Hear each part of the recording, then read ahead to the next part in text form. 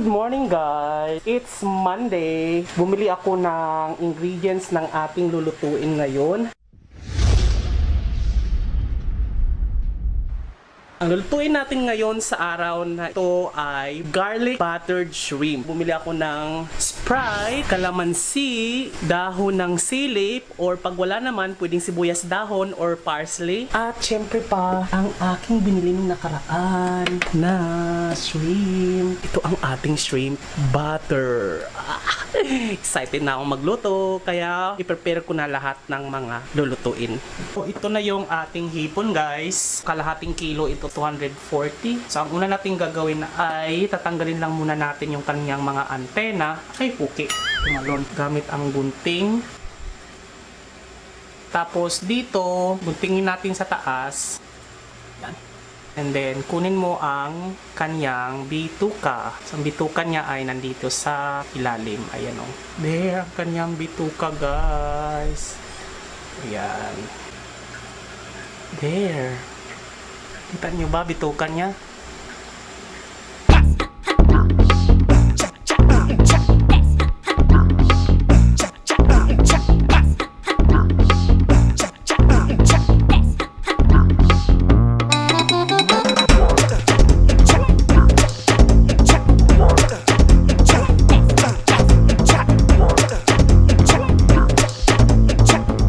Lagyan natin siya ng Sprite or pwedeng lemon lime, Mountain Dew, pero Sprite lang kasi ang meron tayo, so ito yung ibababad natin siya.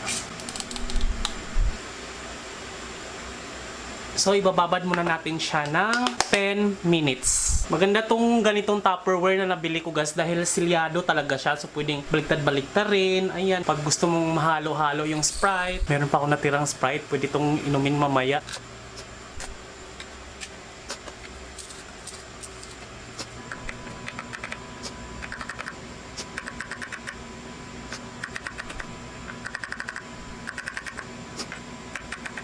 Ganito kadami guys, oh. Sobrang dami kong ginawa para mas malasa. Sibuyas na tayo. Ganito kalaking sibuyas guys.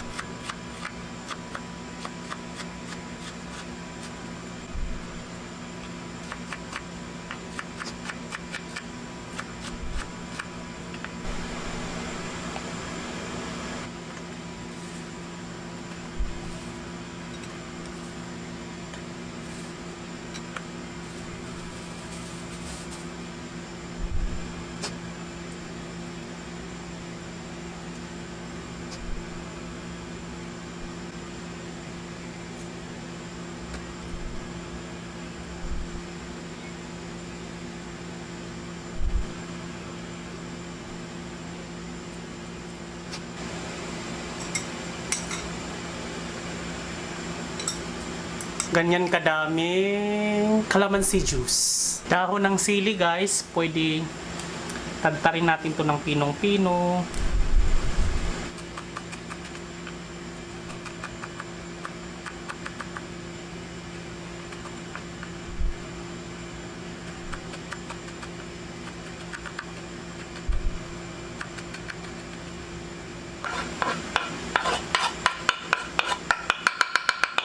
Tatlong hiwa ng butter. Turn on induction cooker.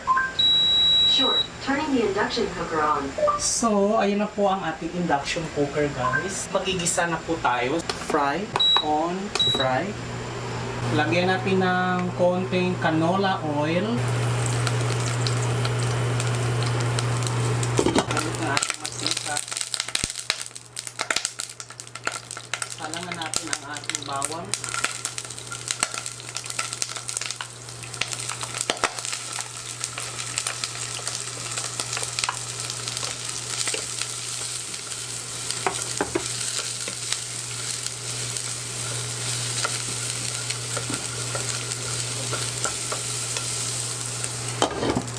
So, ang ating shrimp guys, patanggalin na natin yung Sprite, itatapon na natin.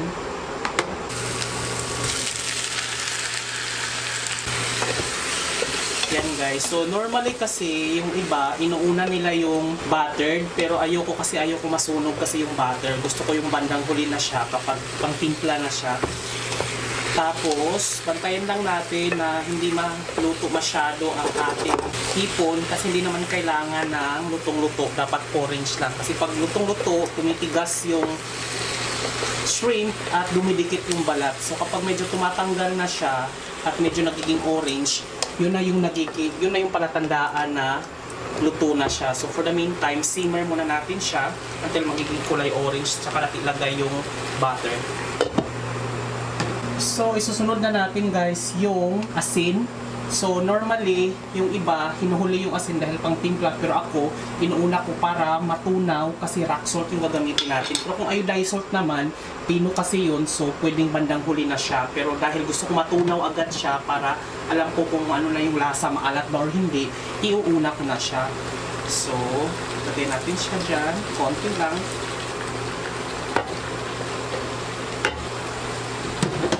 Then, isusunod na natin yung ating paminta na black pepper.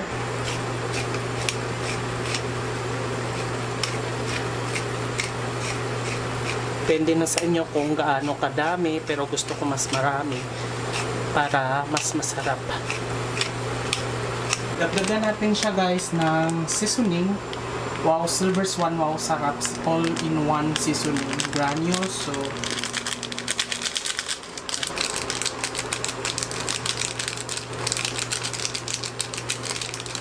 lagyan na natin guys yung ating chili sauce. Sunod na natin guys yung ating 3 piraso hiwa ng butter para magiging buttered shrimp siya. So,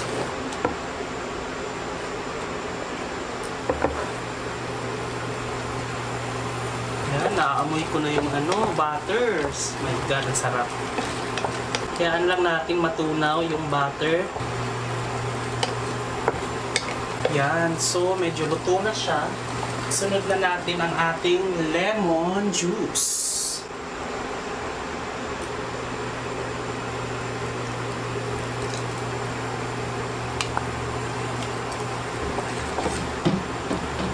Lagyan natin siya ng konting chili na dahon para maging makulay, maging vibrant at medyo appetizing siya. At the same time, sasarap na rin siya. So, konti lang. Ayan. So, patayin na natin and ready na po ang ating garlic buttered shrimp. Yan, kita niyo ba?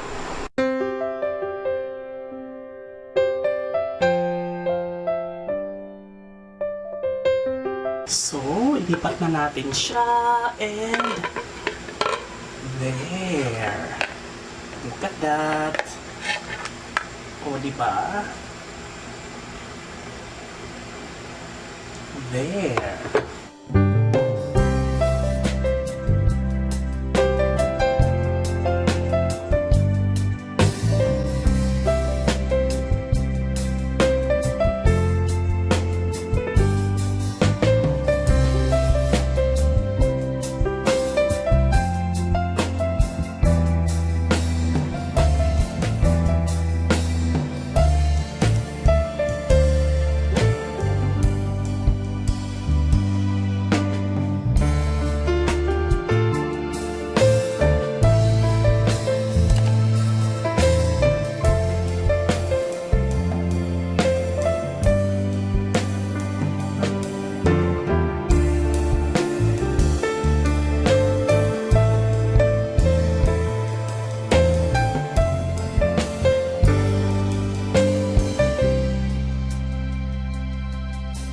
Turn off rice cooker.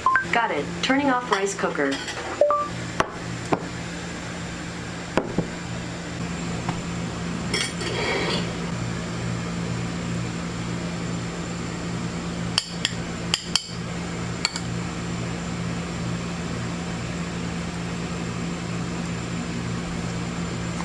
Mmm.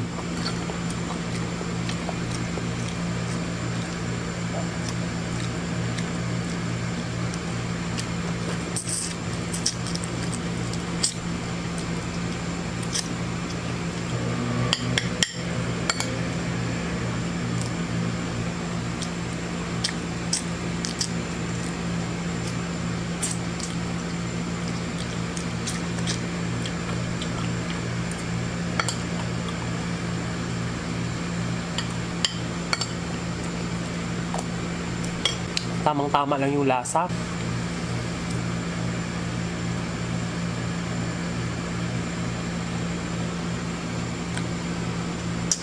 Sarap niya, tsaka hindi masyadong luto.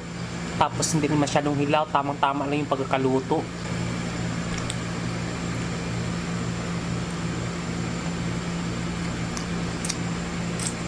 Kaya bongga na to, sarap, promise.